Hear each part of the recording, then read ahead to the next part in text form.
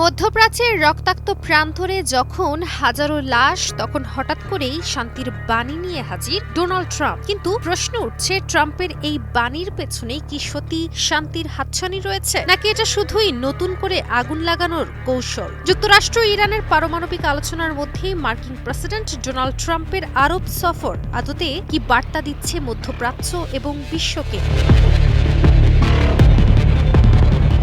13 মে Saudi আরবে পৌঁছান Donald Trump. এই সফর শুধু আরব রাষ্ট্র ঘুরে বেড়ানোর কোনো কূটনৈতিক অনুষ্ঠান নয়, বরং এটা ছিল একটি সরাসরি বার্তা যার মূল লক্ষ্য ইরান। 4 দিনের এই সফরে ট্রাম্প গিয়েছেন সৌদি আরব, কাতার ও সংযুক্ত আরব আমিরাত। যদিও কূটনৈতিক মহলে গুঞ্জন, ট্রাম্পের মধ্যপ্রাচ্য সফরের তালিকায় কেন নেই তার প্রিয় মিত্র নেতানিয়াহুর দেশ।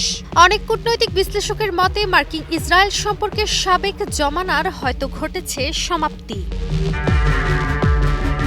এদিকে ট্রাম্পের সফরের তালিকায় ছিল না ইরানও, কিন্তু এই সফরের প্রতিটি উল্লেখযোগ্য বক্তব্যে ছিল দেশটির নাম। একদিকে ট্রাম্প বলছেন ইরানের সঙ্গে পারমাণবিক চুক্তি প্রায় হয়ে গিয়েছে, অন্যদিকে ক্রমাগত হুমকি দিচ্ছেন চুক্তি না হলে সর্বোচ্চ চাপ প্রয়োগ করা হবে ইরানের ওপর। ট্রাম্পের দাবি ইরানই পশ্চিম এশিয়ার সবচেয়ে ধ্বংসাত্মক শক্তি। তিনি আরও দাবি করেন ইরানকে অবশ্যই সন্ত্রাসী মদদ দেয়া বন্ধ করতে হবে, তাদের রক্তাক্ত প্রক্সি যুদ্ধ থামাতে হবে আর পরমাণু অস্ত্র অর্জনের পথ থেকে ফিরে আসতে হবে। কিন্তু বিশ্লেষকরা বলছেন ট্রাম্পের এই কথাগুলো আসলে তার ঐতিহ্যগত মার্কিন সঙ্গীদের জন্য, যারা 2015 সালের JCPOA চুক্তিতে ইরানের আঞ্চলিক কার্যক্রম বাদ পড়ায় খুশি হয়েছিল।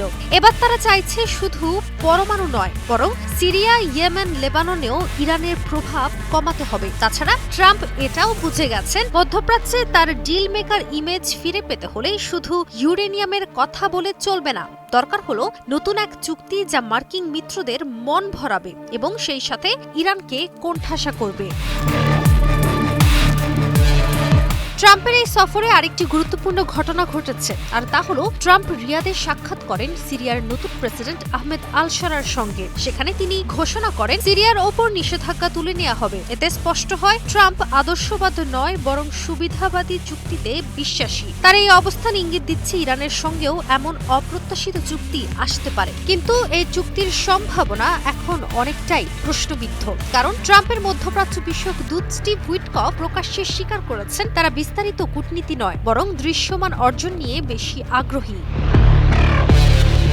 টানা 7মবারের মতো বেস্ট টিস্যু পেপার ব্র্যান্ড হিসেবে স্বীকৃতি পেয়েছে বসুন্ধরা টিস্যু। মার্কিন প্রেসিডেন্টের এই সফর আরব নেতাদের মধ্যে আশার সঞ্চার করলেও ইরানের চোখে এটা ছিল এক গভীর ষড়যন্ত্রের ইঙ্গিত। কারণ যখন গাজায় চলছে রক্তপাত, লেবানন, সিরিয়ায় চলছে দখলদারি, তখন ট্রাম্প সেই ইসরায়েলি অপরাধ ঢাকতে ইরানকে শত্রু বানানোর চেষ্টা করছেন বিশ্ববাসীর কাছে।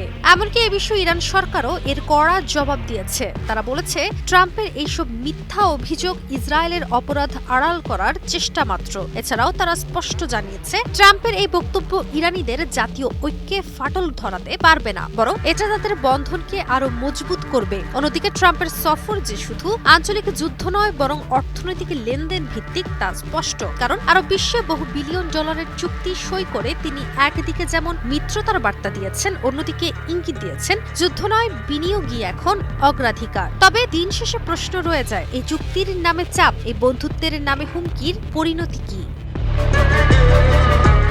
কাজী অহনা, নিউজ 24।